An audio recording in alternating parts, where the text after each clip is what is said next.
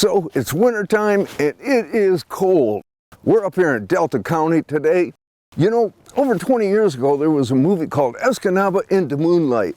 And it highlighted the culture, hunting traditions, and the regional accents of local Yoopers. Funny movie, and today you're going to get a little bit of that feel in today's show. We're going to be going out ice fishing, and we're going to tour the town of Escanaba. Now, I'm sure the locals are getting kind of tired of all these cliches, so we're going to get right to the fun.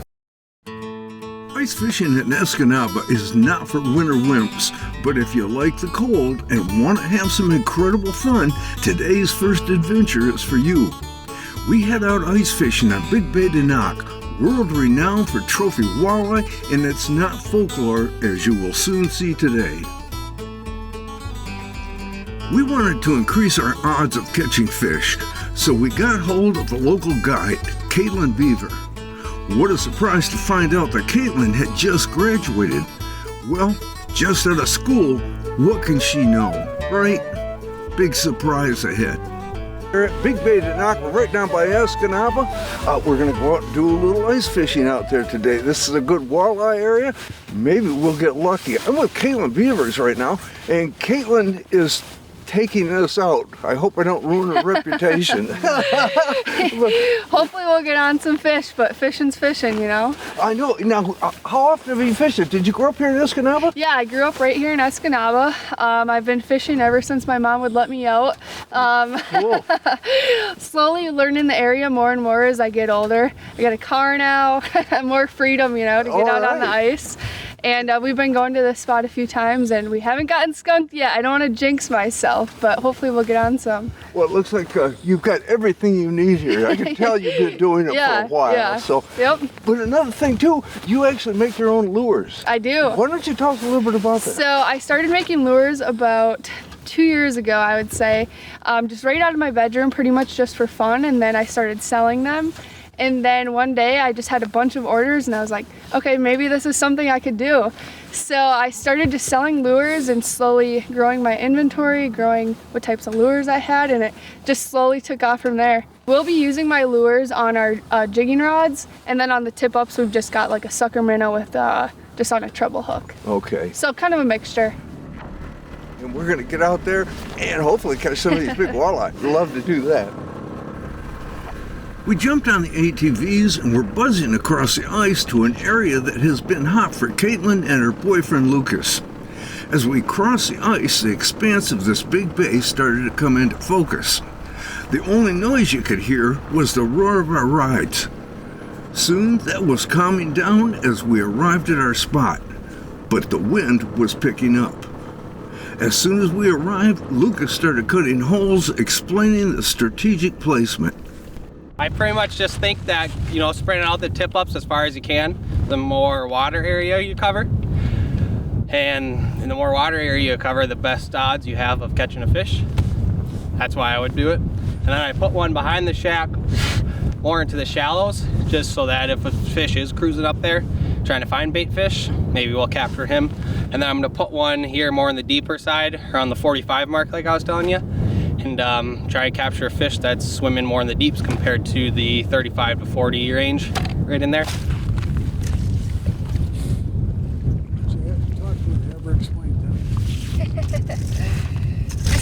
out the hole right now, and then I'll start setting it up. Give me some good fishing reports and too, stuff like Yeah, that. the last time we were out here, we set up we got 2 tip-ups in the water. We were walking back to go set up our 3rd tip-up, and Lucas looks back and he's like, Caitlin, that tip-up's up, and we just set it up. So we go over there was a huge fish on it. We set it back up, we're walking back to the shack. We look back again and it's up again. And there was another huge walleye on it, so it was awesome. Oh man. Now you're gonna have this stuff out. How deep out there? Right here is about 35. Getting down there. We like to set some up shallow or some deeper, so like between 20 and 40 feet. Mostly we fish in like 35 feet of water. The longer we waited, the windier it got. Being this far out was a little concerning with the wind howling and the snow blowing all around us. But these kids did it every day, so I guess we should just relax. While Caitlin was getting things ready, we were lucky enough to get approached by a DNR officer.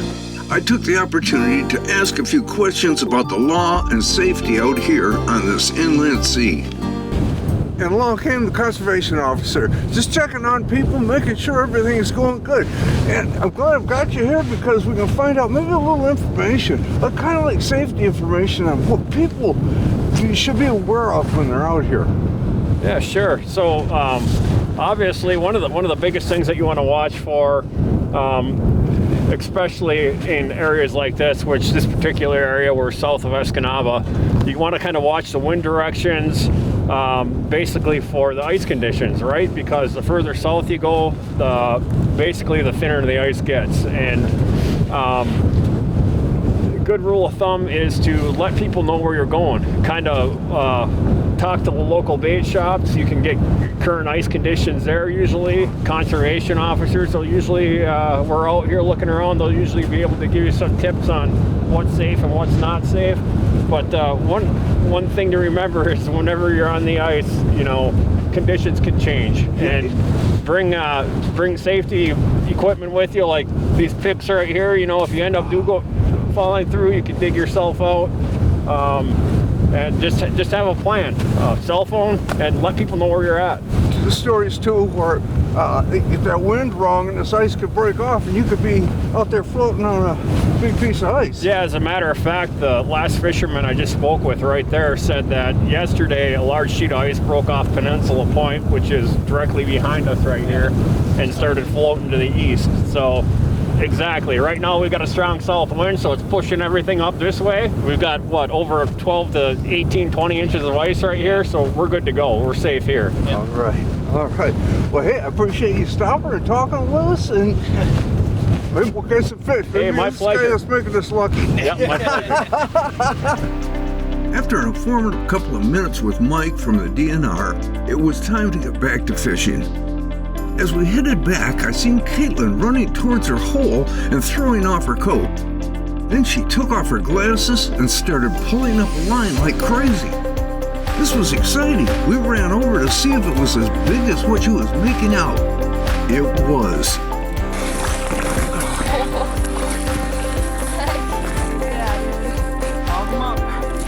Okay, Caitlin, let me take a picture. Wow, I don't think I've ever caught a walleye that big. Hold that beauty up. The wind was getting worse, so we retreated to the inside of our ice tent. Tell you what, we got out here, we just had a great time today.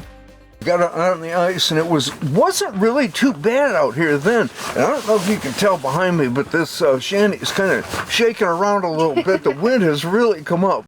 But hey, I want to thank you guys for bringing us out here, and those fish you caught were just beautiful. And that's the kind of fishing you get here. Yeah, I appreciate it coming out with us. It's always a blast getting out on the ice, and when you finally get on them, it makes it all worth it. And, you know, if you're interested in more information, you can stop at her shop and maybe tell them again where it's at. Yeah, it's located in downtown Escanaba, 914 Ludington Street.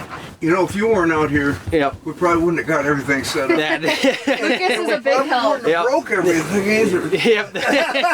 I'm always the support crew. Yeah, thank you guys so much for coming out and taking the time to fish with us.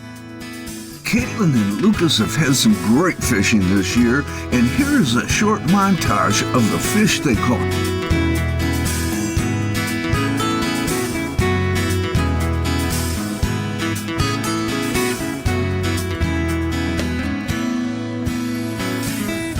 After a full day in the frozen water, we decided to head in and go to our rooms. The day was windy with a below zero wind chill, so it was nice to get into a warm bed. We were up at the crack of dawn for a radio interview with Craig Warple, news director at WDBC, and our guide Kevin Chown. This was fun as we knew Craig 30 years ago, and it was nice to catch up. Now it was time to head into the town of Escanaba for some warm food and maybe a nice glass of locally made wine. Our guide for the day would be Kevin Chown.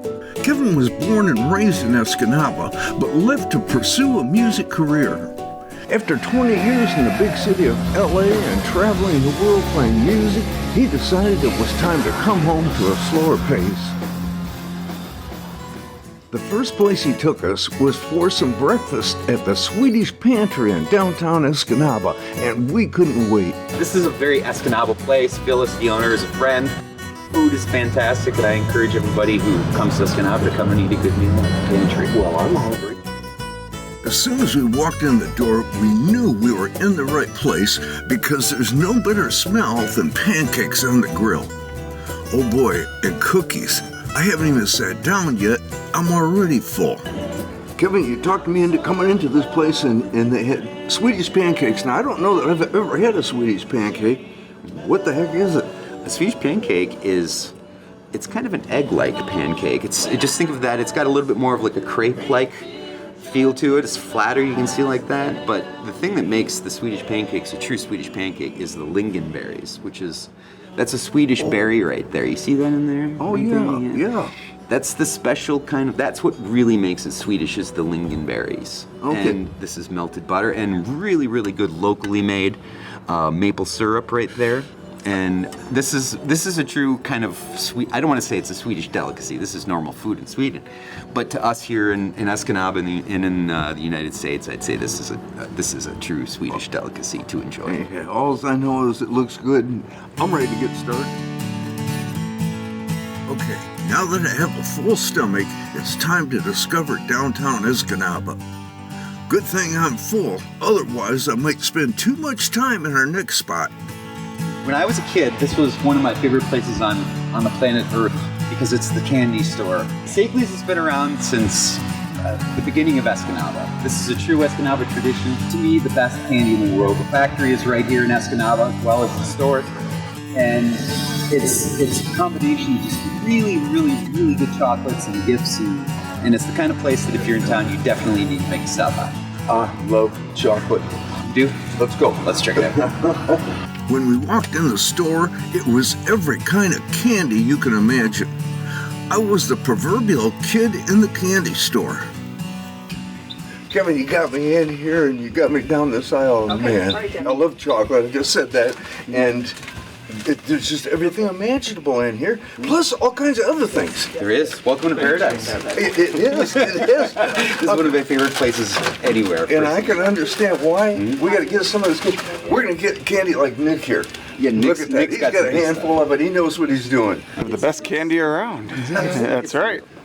Been coming here for a while? Oh yeah, every year. Probably for a good 10 years now or so. That's cool.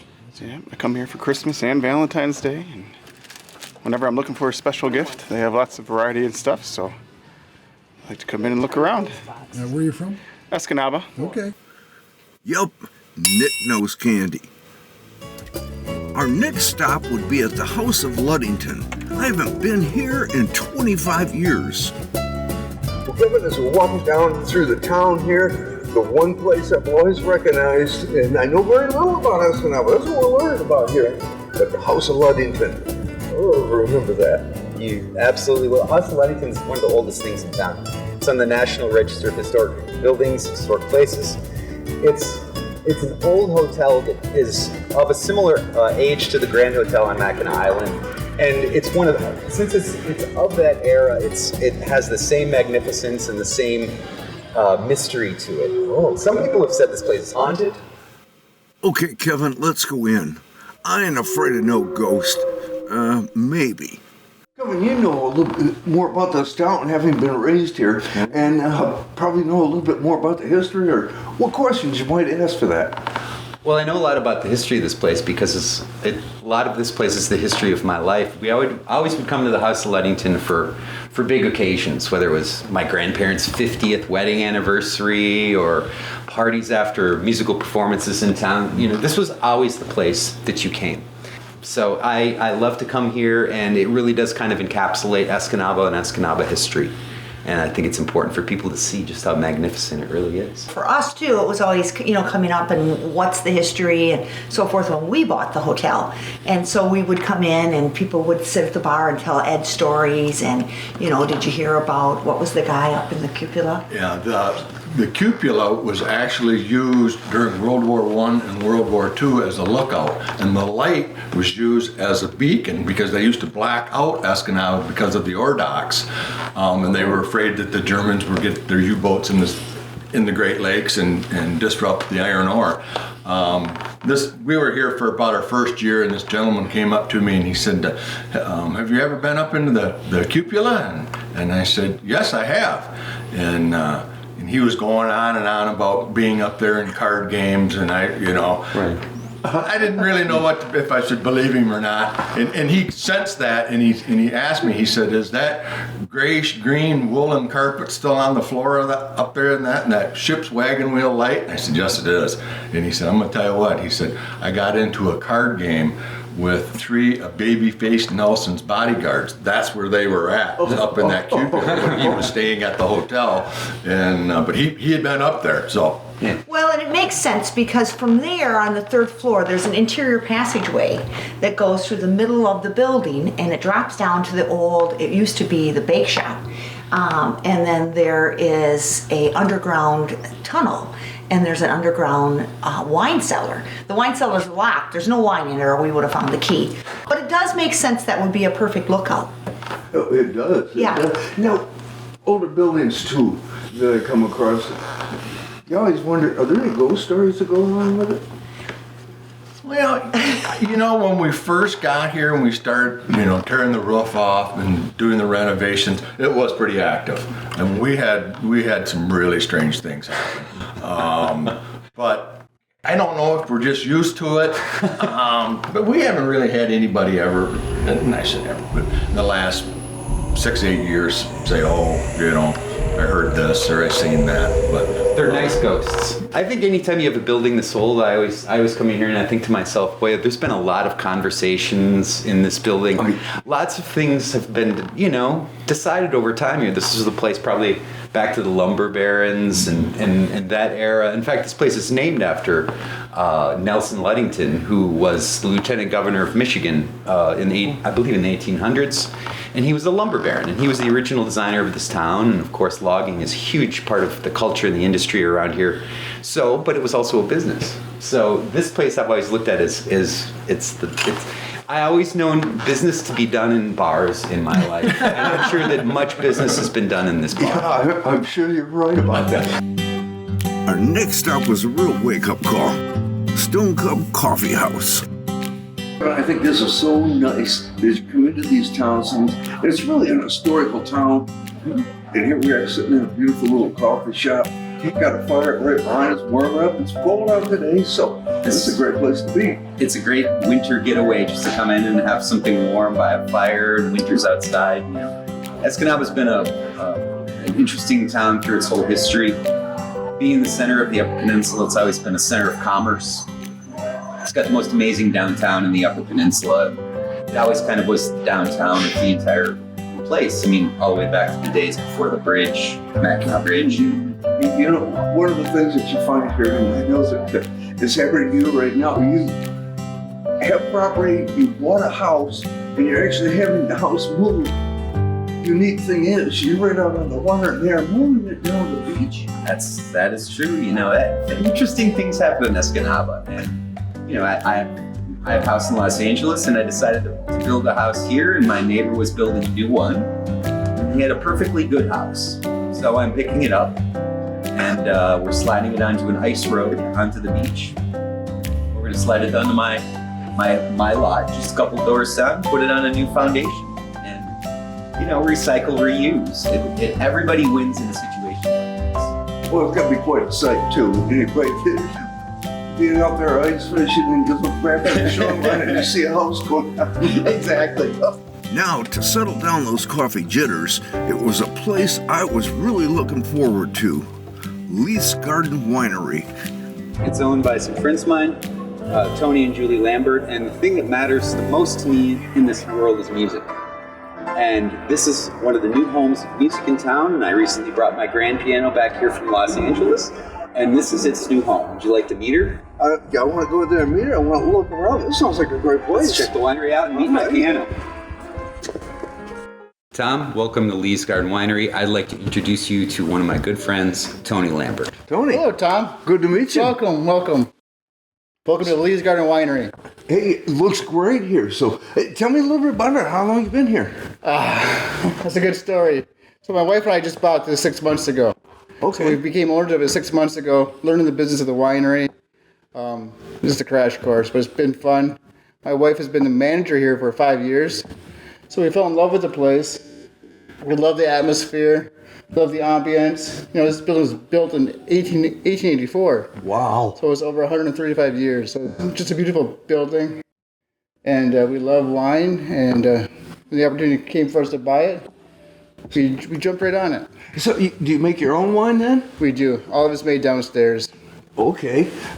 Well, tell me about some of what you have in wines. Sure. Well, we try to keep about 25 different varieties at one time on hand. So we have like 50 recipes, but we do about 25 at a time every year. We do reds and we do whites. All of our grapes are cold climate grapes. So all of our wines come from grapes grown in this region. You're not going to find a Cabernet, you're not going to find a Merlot, but you're going to find grapes called a Marquette or a La Crescent or a Brianna. And those make beautiful wines up here as well. Okay, I noticed that every winery I've ever been in, they have their own labels, their own names for them. Oh, yeah. Are you like that too? Oh yeah, we do. That's my wife's favorite thing is coming up with names and labels. And we don't like the same labels. We like to use photos of our grapes or of even stuff in the UP. We love where we come from and we want to name our stuff after things that we love. And the UP is one of those things. And you're right down here on Main Street, so you're easy to find. We are, downtown Main Street, Escanaba. Okay. Hey, Kevin, if I'm not mistaken, you told me you're going to do a little gig here. You have music and stuff in here. We do. So we're really going to promote live music. So one of the sayings out there is that the best wine is the wine you drink with friends, which is true. Mm-hmm. But it's even more special if you do wine, friends, and music. And that's what we're going to bring here to Escanaba. Just live music, hopefully on a weekly basis. Right now we're going to do monthly, but we're going to do piano nights actually on a weekly basis.